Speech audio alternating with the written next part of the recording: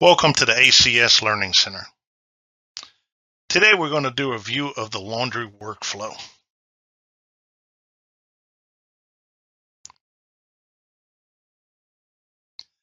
Let's start out by talking about the workflow by understanding what a par level is.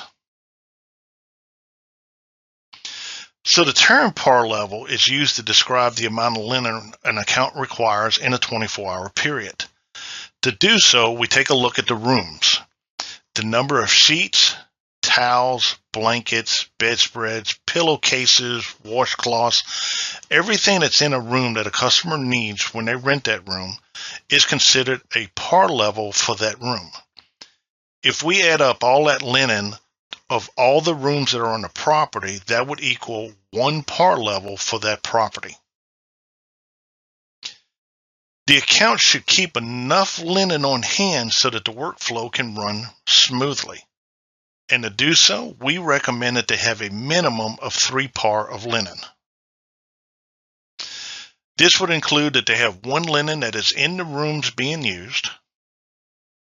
Another par level is actually in the laundry being processed. It's being washed, dried, and folded. And the last one's on the shelf waiting to be used. This can be used in an emergencies, customer needs extra towels, and so forth. So again, minimum 3 par that we recommend. So let us take a look at the workflow. So again, we're going to start out with how the room is collected from the linen from the housekeepers, how they transport it, how that linen is sorted, how they're running the washers.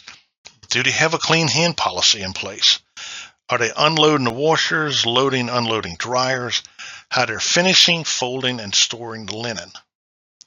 So let's start with each one and break these down. Let's start up our workflow description by talking about the collection. So again, a collection is generally done by the housekeeping staff. It's collecting from the rooms and the kitchens, and it's taking this linen to the laundry for washing. The housekeeping staff are usually the first to hear about or see any quality complaints that are going on in the laundry. There are items that should be collected separately. Kitchen rags is an example. Kitchen rags, which is usually heavy soil and grease, should not be put in the same areas as room linen. Cleaning rags is another one. It should be kept separate from it. We don't want to add additional soils that doesn't have to be. Linen should be collected in bags or carts and transported so that we're not, again, adding additional soils to the linen.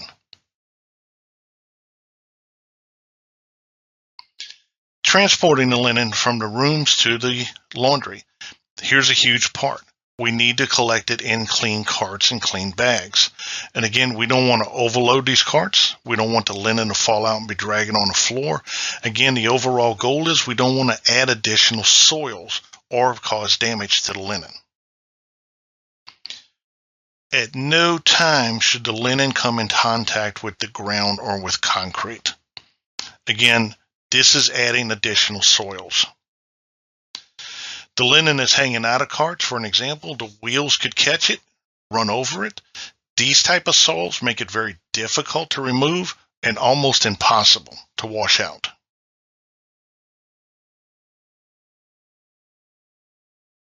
Once we get the linen to the laundry, the next step is sorting.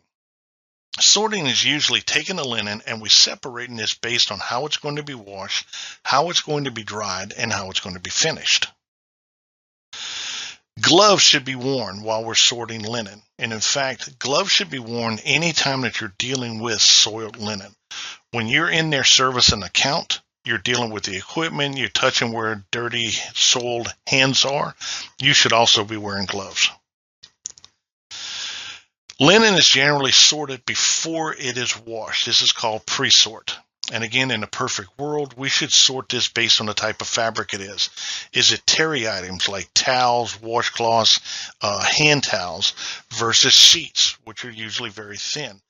Are there color items? Again, we don't want to put bleach on it. And what is the amount and type of soil that we're dealing with? Again, we go back to kitchen rags. We don't want to add kitchen rags, which is usually heavy, greasy soil that's in there, and put it on bed sheets. We don't want to cross-contaminate. In the healthcare world, they post-sort, which means they're going to wash the linen first, and then they're going to sort it afterwards. In this case, they're doing a better shot of protecting their employees from coming in contact with anything that's hazardous or possibly infectious items in the healthcare market.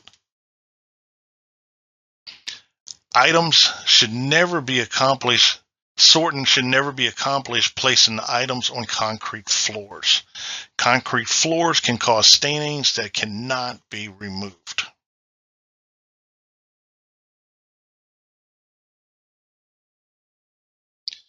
Loading and unloading washers.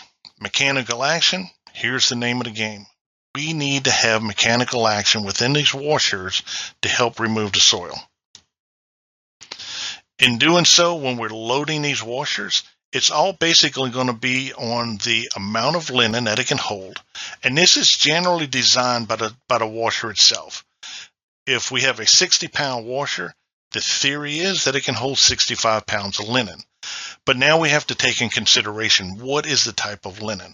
If we try to put 65 pounds of bedspreads in a washer, it's not going to fit because of the volume. So again, 65 pounds is a rough estimate. We'll talk later about how to actually properly load washers. Overloading washers reduces the mechanical action, and the result is we get poor cleaning and we start getting heavy stains coming out of the washer.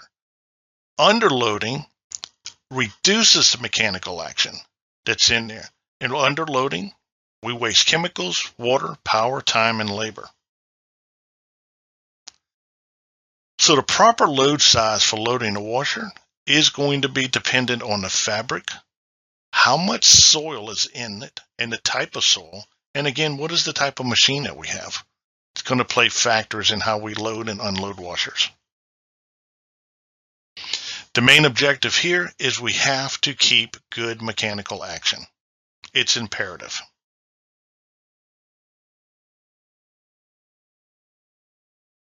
We go back to the clean hand policy. Observe your customers. Are they washing their hands between dirty linen and clean linen? Are they using gloves? If they're using gloves and they take the gloves off, they still need to be washing their hands. Next up, let's look at loading, unloading dryers. Again, transferring linen from it's being washed to the dryers, depending on the personnel that's there, sometimes can be a job. You're adding a lot of weight to this linen that's just been washed. Drying the linen, pretty much the same as washing. We don't want to overload the dryers. And the drying is going to be based on what the type of the fabric is in the construction and the color.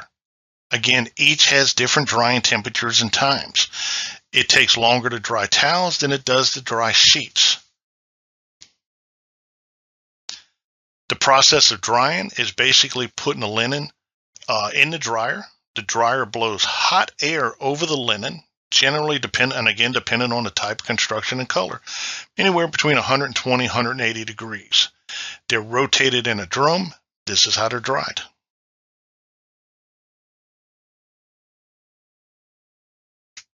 Our next step is finishing and folding.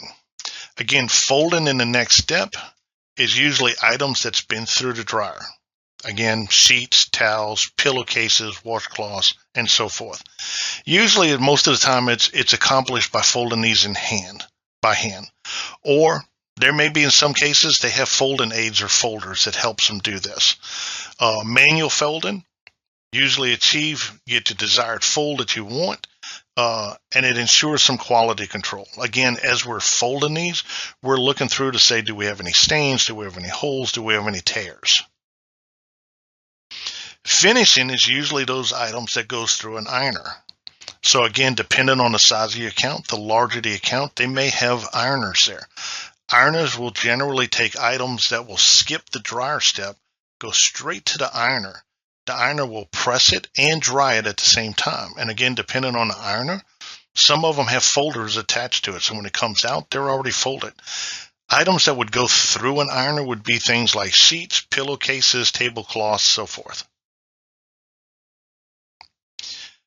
This step right here in the finish and folding step, this is one of the more important steps, is where we're identifying any kind of stains, holes, or damage to the linen. Again, as the employees are actually going through this process, they're going to pull these out.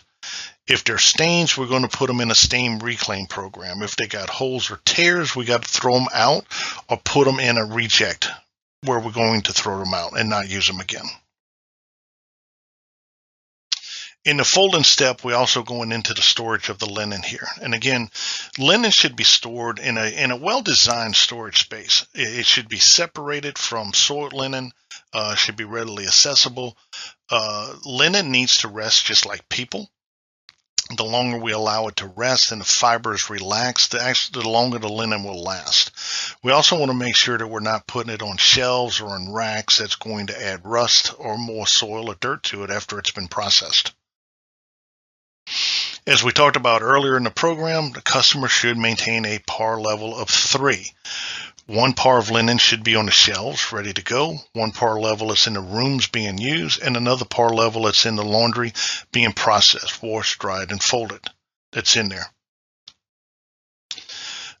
Because of some of the cost constraints that customers have, a lot will not have 3 par of linen available.